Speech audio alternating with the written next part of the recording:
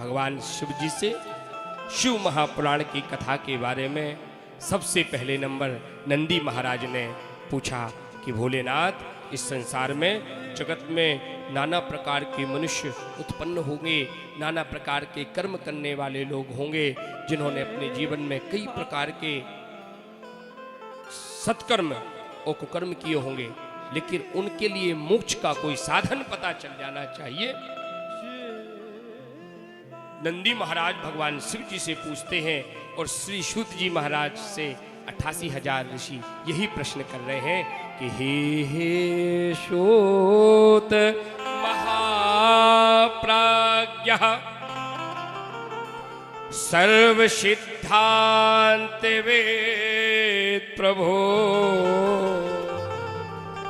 आख्याहि में कथा सारम पुराणानाम विशेषतः।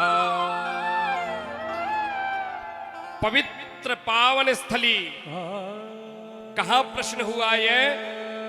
संसार के लोगों को भगवान शिव जी की यह कथा भोग और मोक्ष दोनों देने वाली एक बात का ध्यान रखना।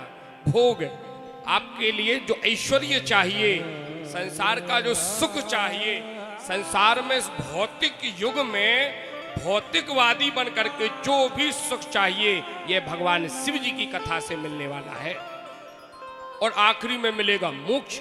भोग और मोक्ष दोनों देने वाली है ये कथा। कहा गया, कहा सबसे पहले प्रश्न हुआ कैलाश पर्वत पर भगवान शिव जी से नंदी ने यही प्रश्न किया और 88,000 ऋषियों ने नैमिषारण्य तीर्थ में यही प्रश्न किया है कि सर्व सिद्धांत प्रभो, सारे सिद्धांतों का सार, सारे सिद्धांतों का सर्व सिद्धांत निष्पन्नम शिव महापुराणम, सारे सिद्धांतों का सार यह शिव महापुराण है। कहा? नैमिषारण्य तीर्थ। अच्छा, कौन यहाँ जितने भी अबाल वृद्ध नारी माताएं बहन उपस्थित हैं, बताओ नैमिषारण्य तीर्थ कौन कौन गया है? हाथ उठाकर बताओ। अच्छा, सत्यनारायण भगवान की कथा किस किसने सुनी है? हाथ उठाकर बताओ। सबने सुनी, सभी ने कराई। तो यह सत्यनारायण भगवान की कथा पटेल साहब नैमिषारण्य तीर्थ में ही प्रारंभ हुई, जहां पर व्यास जी ने बैठ करके व्यास गादी बनी हुई है, वहां पर पुराणों की रचना करी। सूत जी महाराज ने जहां कथा सुनाई और वहां पर एक चक्र तीर्थ है।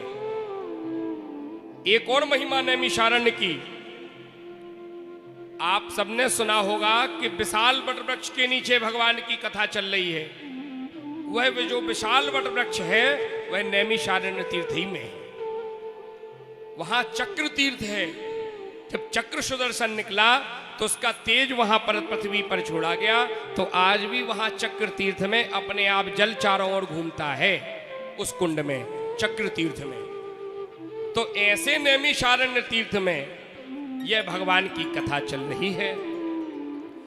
ऋषियों ने पूछा कि सारे सिद्धांतों का सार क्या है?